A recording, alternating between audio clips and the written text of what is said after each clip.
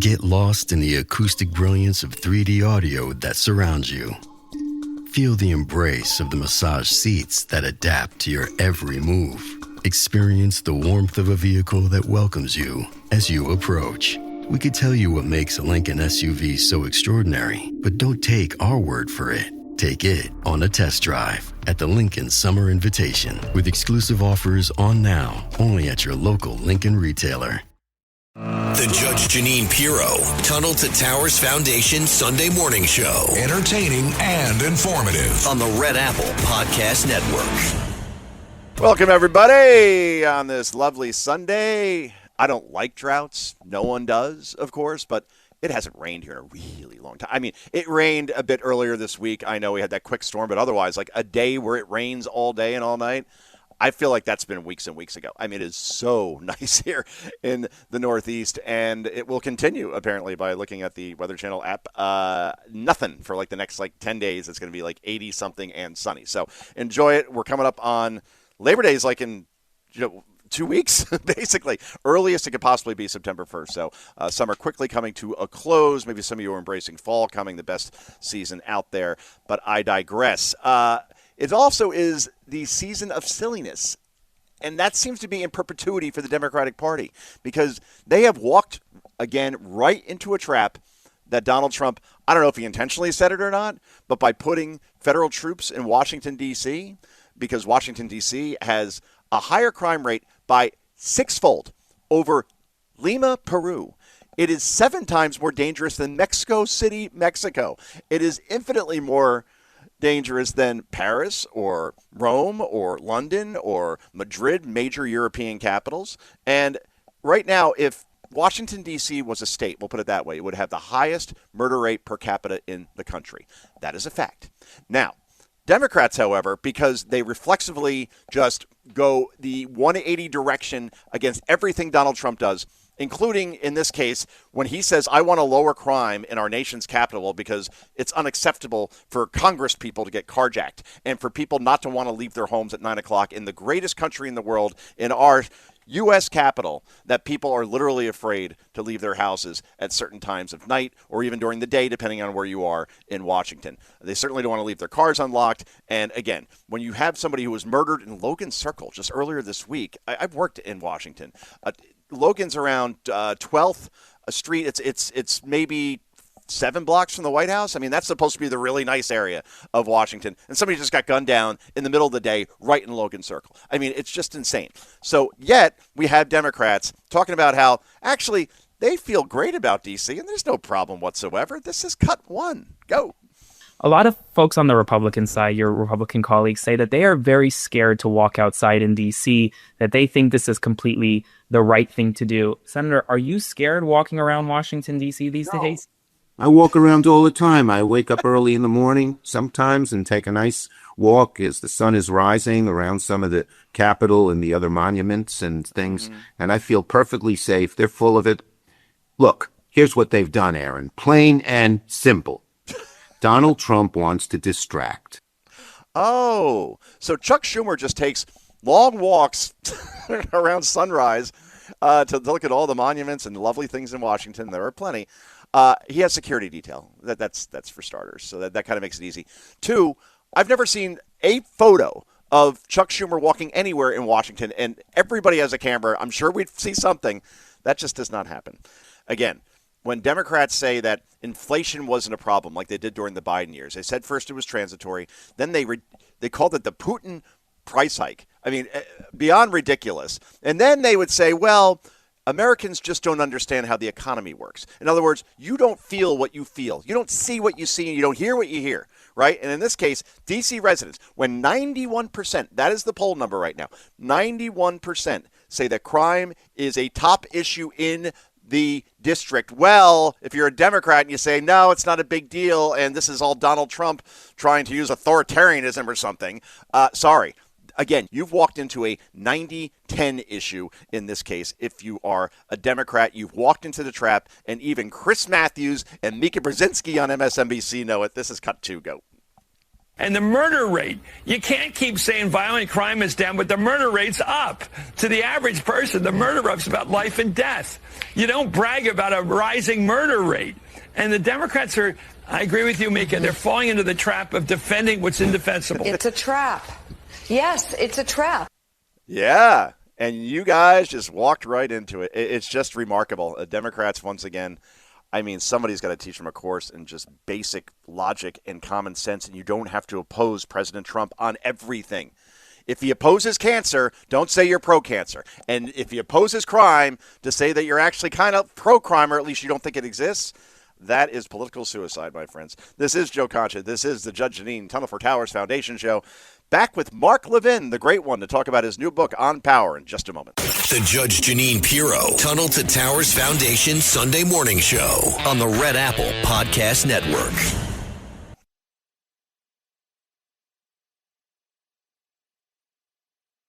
The Judge Jeanine Pirro Tunnel to Towers Foundation Sunday morning show. Entertaining and informative on the Red Apple Podcast Network. Welcome back, everybody. Well, let's bring in a guest that I'm usually on his show because it's a top-rated show on the Fox News Network, on his radio show sometimes. So it's nice to have the shoe on the other foot and be able to be the interviewer instead of the interviewee, and there's a very good reason why we have the great Mark Levin on today. Of course, Mark is a nationally syndicated talk show radio host on this station, WABC. Also, host of Levin TV on The Blaze. Host of the aforementioned Fox News channels Life, Liberty, and Levin. And now a 9-time New York Times bestselling author. I keep writing books to try to keep up with him, and he keeps being like secretariat, distancing himself as I'm going down the stretch here. And he's written a great one here. He says it's his most important book to date. It's called On Power. It's a great one, and the great one joins us. Mark Levin, a pleasure. How are you, sir? Wow, Joe, that was fantastic. How are you? I'm doing great, thank you. And you are fantastic. Oh, thank you. And, everything I just said was true, right? I mean, top-rated show, 9-time New York Times bestseller, and yes, you have called this your most important book. Congrats on Power, by the way, #1 on the New York Times nonfiction book again.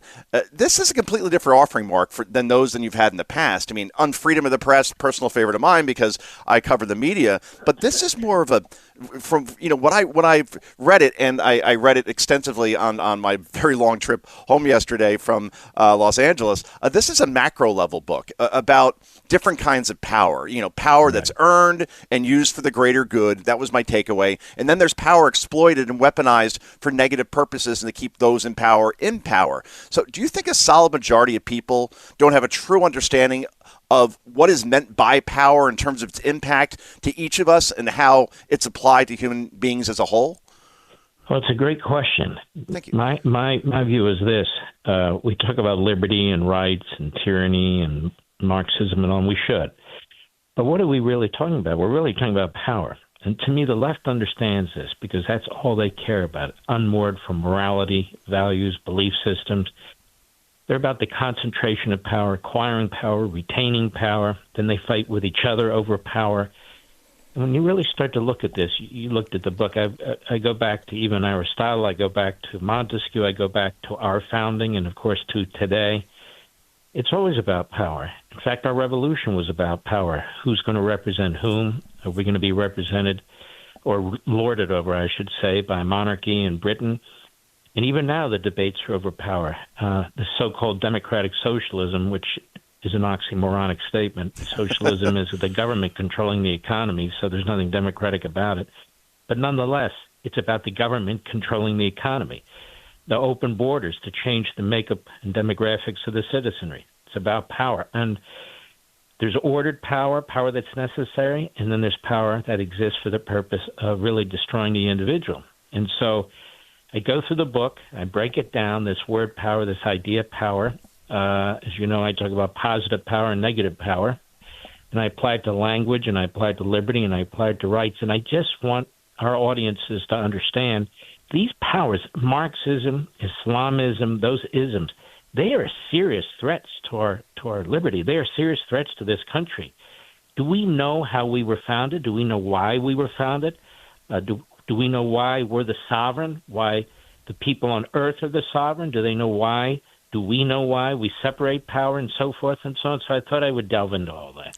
Well, and you certainly did, and it's a great read, everybody. It's called On Power, available wherever you get books now. I'm glad you brought up the Democratic Party because I kept going back to what they've become today, right? They're not the party of John F. Kennedy and tax cuts and a strong military. You didn't believe in a merit-based system. This has become, I hate to say it, a party that is embracing Marxism more and more. We certainly see that with Zohran Mamdani, who very well could be the next mayor of New York as it stands now. He's up by something like 20 points in the polls, and this is somebody who openly embraces communism and anti-Semitism, and the young people voting for him don't seem to care. I saw a Gallup poll out just this week showing that the most popular politicians, doesn't matter whether you're Democrat, Republican, otherwise, among young people right now, by a country mile, are Bernie Sanders and Alexandria Ocasio-Cortez. So let me bring it to this question.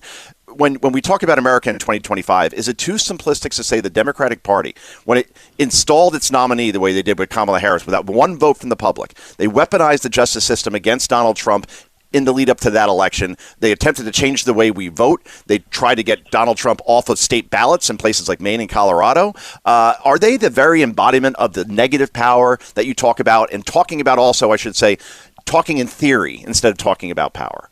Yeah. In fact, I call the Democratic Party, it's in the first third of the book, I call the Democrat Party an authoritarian Democrat Party. In other words, they believe in authoritarian democracy for all the reasons you just stated. And you also explained, I think, very well, John Kennedy, Bill Clinton, those kind of Democrats are essentially gone. And so what the Democrat Party has become is a radicalized party. It is an umbrella party for all these movements, for all these miscreants and malcontents, Marxism, Islamism, anti-Semitism. It's just a matter if the takeover is going to be completed in the near future, in the far, or in the distant future, because, Schumer doesn't know what to do about it. Hakeem Jeffries, they don't know what to do about it. And so they're going to get swamped. If you don't stand up against it and fight it, you're going to get swamped, and they're not going to stand up against it and fight it. And so this is a great danger. And, of course, the media that you know better than anybody else, they go right along. I watched this Dana Bash on CNN. She brings on Bernie Sanders, who is a Stalinist. He went to a Stalinist kibbutz in Israel when he was a young man. He's not just, a Marxist. The guy's a Stalinist. And she says he's the most popular person other than the Pope, and it's so glad to have him on. Going, oh, my God, these people are nuts. And, this is a guy that believes in the overthrow of the United States, who was supportive of Castro for the longest time, and Noriega and Maduro and all of them. And then he lies about his associations with them, his support for them. Mamdani is out of the closet. Now he's trying to soft pedal this stuff, but he is out of the closet. He is what he is. As for young people, part of the problem is, of course, high school and college. They've been indoctrinated into this stuff. There's no pushback. And the reason I wrote this book, frankly, Joe, is so parents and grandparents, maybe they'll give it to their kid and say, you know what, before you go to college, you might want to read this book, or I'm happy to discuss it with you over dinner, or something like that. Ultimately, we, the parents, are responsible for how our children are raised. And they're in the streets, not all of them, of course, but too many of them, marching with the Marxists and the Islamists with Hamas flags and Islamic Jihad flags and things like that. That means parenting to some extent has failed. Yeah, obviously, as a parent of a 9 and 11-year-old, I try to take those matters into my hands as much as possible with anything, whether it comes to history lessons, whether it comes to teaching them about credit and why it's important, or just explaining the difference between Michael Jordan and LeBron James. Doesn't matter. I always try to take any time we're in the car or any time we're alone to be an educational moment. But then otherwise, they're in school. And I think many people in this country, I don't know if young people I'm talking about, I don't know if they've been taught about the Holocaust or why the Soviet Union fell or why 9/11 happened and what that meant to the world. But they have been taught about how this country is systematically racist, or that capitalism has created this system that works against them and only benefits rich white families. You see Bernie on his Fight the Oligarchy tour, which is comical because he flies private to them while talking about climate change. So this goes back to our education system also. And I think we saw recently, Mark, as far as Harvard and Penn and Columbia, in terms of what they teach, the makeup ideologically of professors at those universities. Harvard, I think it's 98% those who teach there are identifying as left-wing or Democrat, only 2% consider themselves conservative. So if that's the fight in the educational system, I don't know how this fight can be won. Well, it can be won because we still have free speech, and there are tens of millions of us who still love this country, who are not Marxists and are not Islamists. And we rose up and we elected Donald Trump, who's actually trying to get into these colleges and universities and straighten them out, as he must and he should, because these are appendages of the government. They all are at the public trough. You know, they talk about free speech, which is perfectly fine, but particularly their free speech, not ours. I have a whole chapter in this book on language and thought control and how this is perpetuated and how this needs to be addressed. And this whole book is about how they speak and how we speak and what we believe and what they believe and how we have to confront this. And people who read this book, they've been very, very positive about it. They've been very, very positive about how useful it's become, because I try to answer some of the questions that you're asking and that I ask from time to time as I sat down and wrote it over a period of years, over a period of a year. My mouth broke. So anyway, my attitude about this is this. We're not going to be able to well, let me put it to you this way. The battle used to be at the surface level, politics and politics only. We got to get down into the culture and the societal level. That's where Marxism, that's where Islamism are. They embrace children at a young age. They indoctrinate them at a young age. They took over these key aspects of our culture, public education, colleges and universities. I actually have been writing about this for years, too, and we don't. Now with Donald Trump, he's shown us that we can and we must. The culture, society, that's where the fight is. That's where the battle is. And I think, and I hope, more and more Americans are getting awakened to this. And I have a feeling they are. I think you call them the Paul Revere's of right. social media on X, for example. That's becoming a great equalizer in terms of informing the public outside of legacy media and the educational system that I described. And the battle is, I sounded awfully defeatist before my last question. I'm sorry, I didn't mean to sound that way. I think that there is hope and there is optimism, based on a book like yours, which is selling, tens upon thousands, hundreds of thousands of copies, probably by the time it's all done. And the election of Donald Trump, quite frankly, because by winning every swing state, by winning the popular vote, the fact that Republicans control the House, they control the Senate, more states are governed by Republicans than they are Democrats right now, a Supreme Court that's now, in theory, 6-3 conservative. These are all things that show that on the scoreboard, at least, perhaps the right argument is winning at this point, the winning argument. It's not just about politics and policy, but about culture, like men playing against women in sports, and just societal norms in general. I think common sense is making a big comeback, and common sense is certainly something that you will find in On Power. Unfortunately, Mark, they're telling us that we are out of time, but I appreciate you joining us, and let's get together soon. Love you, buddy. Do a great job. Always enjoy watching and listening to you. You take care, and God bless. Wow, God bless you too, sir. The great one, Mark Levin, On Power is the book. Get it now if there's any left on your bookshelves, because this thing is selling like hotcakes, to use a overused cliche that I never quite understood why hotcakes were so popular. But the point is, this is Joe Concha. This is the Judge Jeanine Tunnel to Towers Foundation show. Back with more in just a moment. The Judge Jeanine Pirro Tunnel to Towers Foundation Sunday morning show on the Red Apple Podcast Network.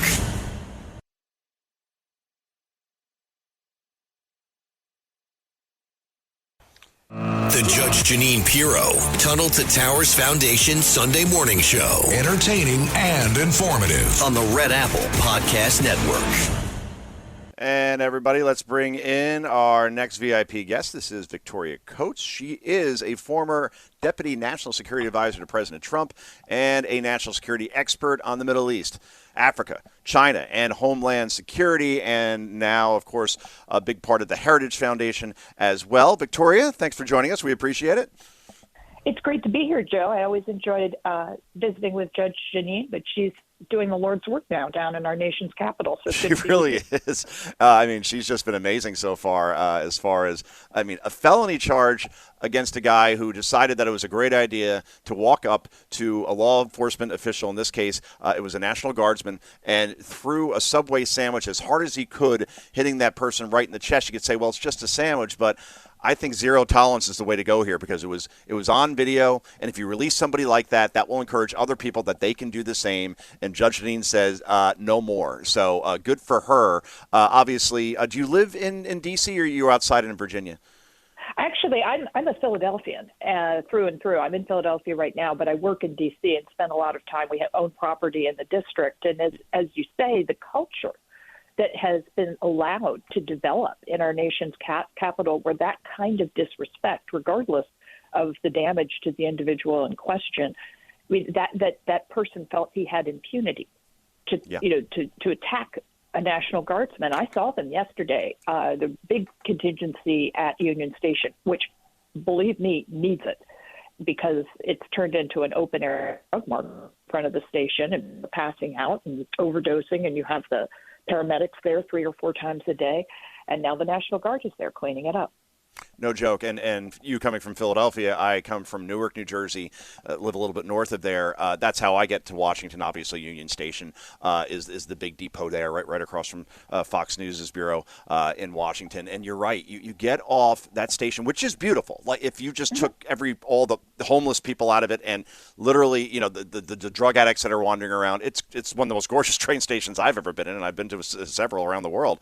And just to see that happening in our nation's capital, it's just so unacceptable that we're in the greatest country in the world, and yet we allowed this to fester for so long, but perhaps no more. And I want to play this clip for you, Victoria. It's from CNN, and it's from a guy named Harry Enton, who I think calls a pretty fair game over there. I mean, I know Fox is supposed to so-called compete with CNN. We have 5 times the audience they do, of course. But at the same time, if I see good work, I'm happy to call it out, whether it be on CNN or CBS or anywhere.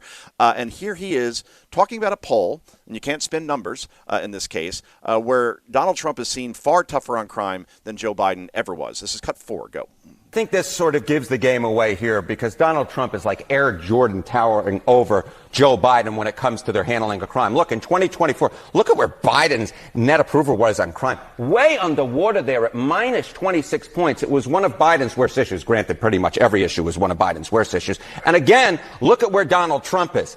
Way, way, way above Joe Biden. What is that? That's 27 points. So Americans vastly prefer Donald Trump's approach to crime than they did to Joe Biden's. And again, I think it gets back to the point that Americans are far more hawkish on crime than a lot of Democrats want to admit. Wow. And Victoria, yet we saw Democrats all this week talking about how crime isn't all that bad in Washington, D.C. Oh, actually, it's down 30% when we've seen in evidence later showing that those numbers have been massaged and greatly manipulated. And overall, it just seems like Democrats here, Victoria, they're walking into a trap again. They're walking into this 80-20 trap where, like they did with men playing against women in sports, where they're taking the 20% side because they reflexively just oppose everything that Donald Trump supports and many of the American people support. But since they're so anti-Trump and they live in this MSNBC bubble, they walk right into this trap. They seem to be doing it here once again. This could be a big, big issue in the 2026 midterms, no? Oh, I think it will be. And my son was a congressional intern this summer, and you have this crop of, 20 to 24-year-olds who are running around the Capitol having the time of their lives, working for our congressman, learning about our government. And one of his colleagues in another office was shot, killed, going to McDonald's. It was late, but it was by the convention center. And, this poor kid was riddled with 17 bullets. His mom was on Fox and Friends a week or so ago. It's just agonizing. That could have been my kid. He wasn't doing anything wrong. He wasn't in a so-called bad area. Yeah. He was just gunned down in random violence. That's what's happening. And if the Democrats want to double down on defending this and saying it's not so bad, we shouldn't take strong measures to prevent that sort of tragedy from happening. I mean, more power to them. I hope it keeps them out of power, because we need strong leadership like the president, like Judge Jeanine, to get in there and clean this out, who aren't there to win hearts and minds. They're there to keep the people safe. And we're talking to Victoria Coase of the Heritage Foundation, former Deputy National Security Advisor to President Trump. So overall, you worked for the man, and we've seen now he's only been in office. I mean, we're not even talking, 8 months. It's remarkable. It feels like it's been 8 years, obviously the 4 years, 2017 to 2021. But this second term has been so far different from the first term, because the first year of Donald Trump's first term, particularly the first 8 months, saw him try to repeal and replace Obamacare, and then you had John McCain with the famous thumbs down. You saw his approval rating in the 30s, and it just seemed like he was running into a wind, a gale force wind, because he fires James Comey, as he should have. But then obviously the special counsel, the Robert Mueller investigation into Russia dominates the news cycle across the board. This time around, I don't see the leaks. I see him getting a lot of things done, like the big, beautiful bill as an example. And in general, it seems like the cast he has around him is completely and totally 7 times the upgrade that he had the first time around. What do you think the biggest differences are? I guess I pointed out the cabinet is obviously a big deal. But overall, it just seems like he has such a confidence to what he's doing now, when in his first term, it felt like he was constantly on the defensive for all the wrong reasons. No, we know now, and some of this is getting released in terms of documents that are being unclassified about what went down with the then waning Obama administration at the end of 2016 and how they weaponized the government. And we found it when we came into the NSC on day one. I mean, Ben Rhodes had burrowed in some Obama acolytes into the so-called career support staff for the NSC, who were there to lay bombs for us.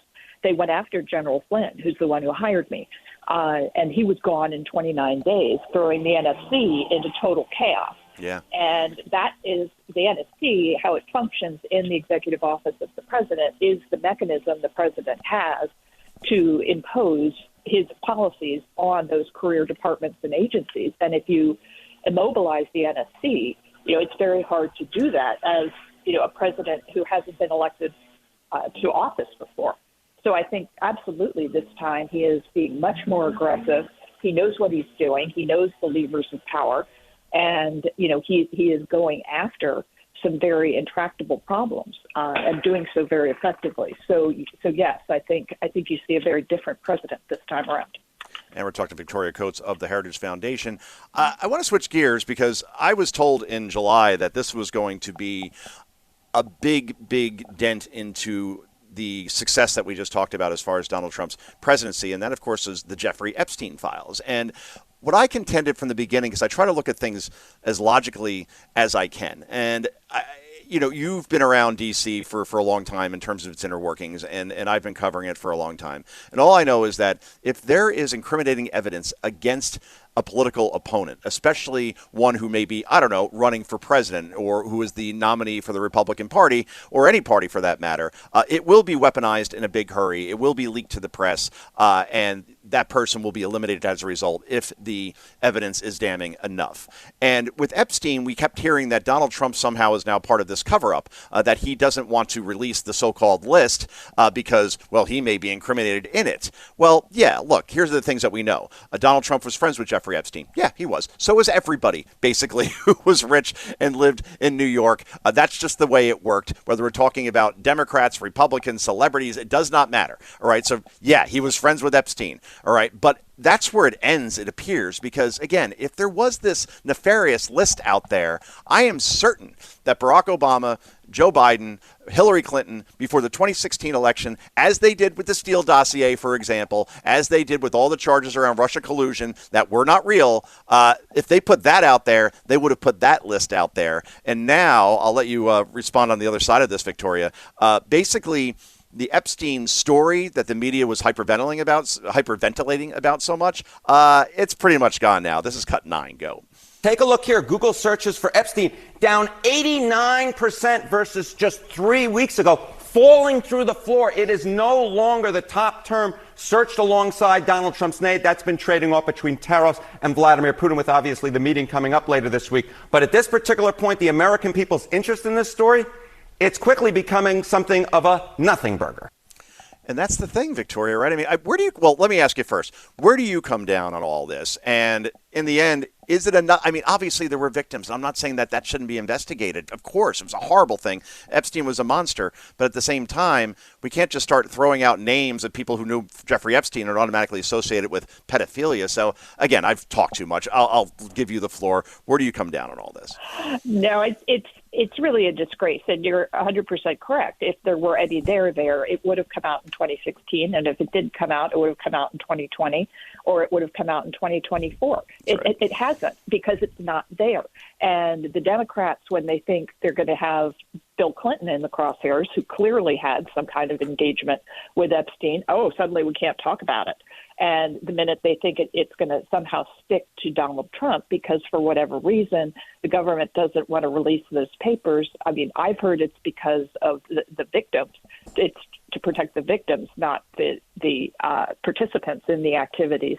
But it's nakedly political. And the thing that's really disgusting, Joe, is that they're going after the First Lady.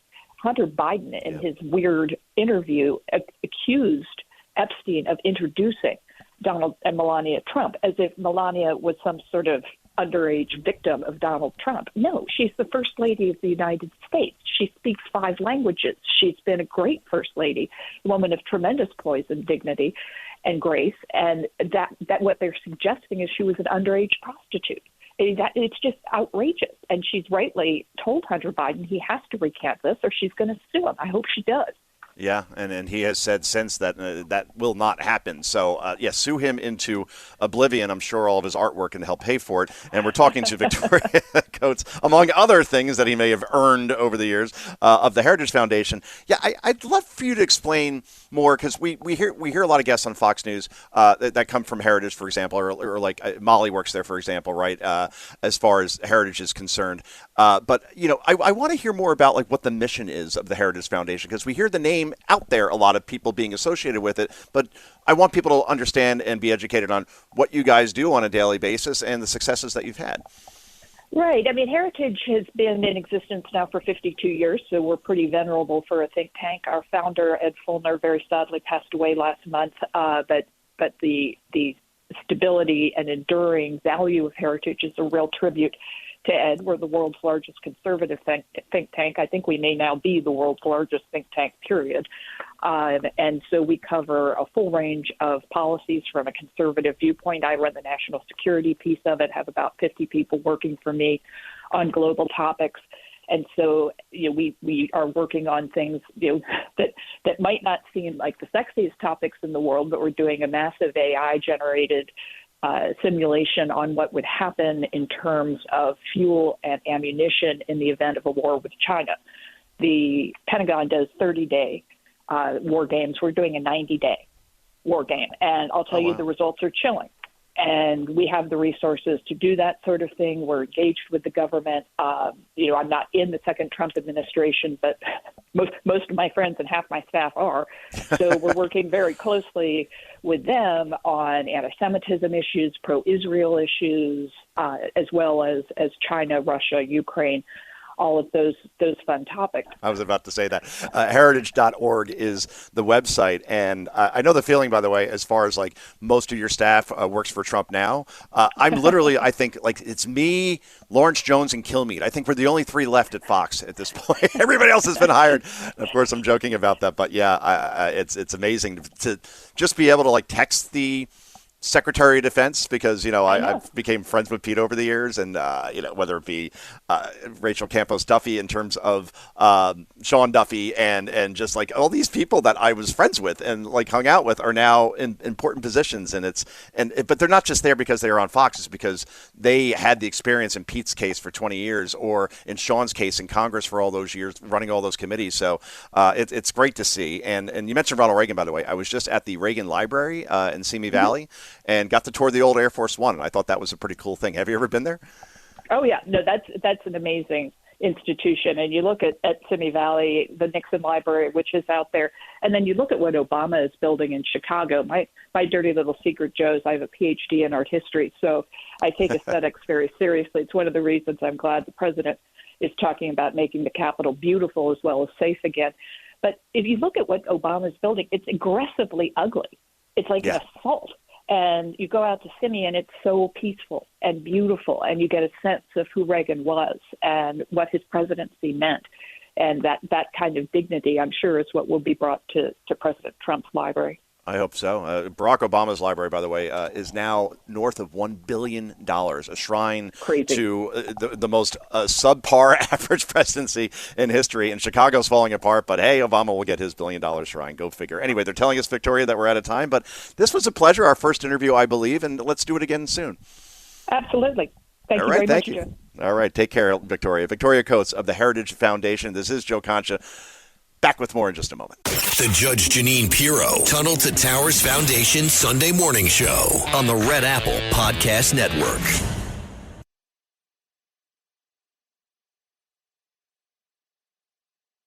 The Judge Jeanine Pirro, Tunnel to Towers Foundation Sunday Morning Show. Entertaining and informative on the Red Apple Podcast Network. All right, let's wrap this puppy up by talking about what we did in the opening monologue, which is crime in D.C. and the president's decision to put federal troops in the district to patrol those areas, already having great impact. Meanwhile, the mayor of Washington, D.C., as we speak, currently in Martha's Vineyard, because nothing says elitism quite like escaping your city when federal troops are deployed because of a crime problem, like running off to one of the richest, if not the richest, zip code in the country. So that's where Muriel Bowser is right now. And look, we saw the media putting this stat out that, well, actually, crime in D.C. is down 30% since 2023. Like, wow, that's interesting. Where'd that number come from, I wonder? Well, it turns out that the police were manipulating the number, massaging the stats to bring the numbers down. There is a police chief that is under investigation right now for doing that, and there's more and more evidence based on great reporting in the Washington Free Beacon, by the way, literally documents, emails saying, instructing people who count crime stats that don't count this particular carjacking as that, don't count this knife attack as that, downgrading everything to make it look like violent crime is down 30% when that is obviously not the case. I said the number, I'll say it again. 9 in 10 residents in Washington, D.C. right now say that violent crime is a top issue in the district. So don't tell people that something's not going on when it absolutely is, and then some. Meanwhile, we had a very interesting situation a couple of days ago where a guy who works for the Department of Justice, right, under Pam Bondi, and he was probably there before she got there, he's so mad that the National Guard is walking around and patrolling his neighborhood. He decides to go up to one of them, start yelling in their face that you're a fascist, get out of my neighborhood, and then takes a Subway sandwich and throws it at the guy as hard as he possibly can. Now, you can laugh about that and say, hey, it's just a sandwich.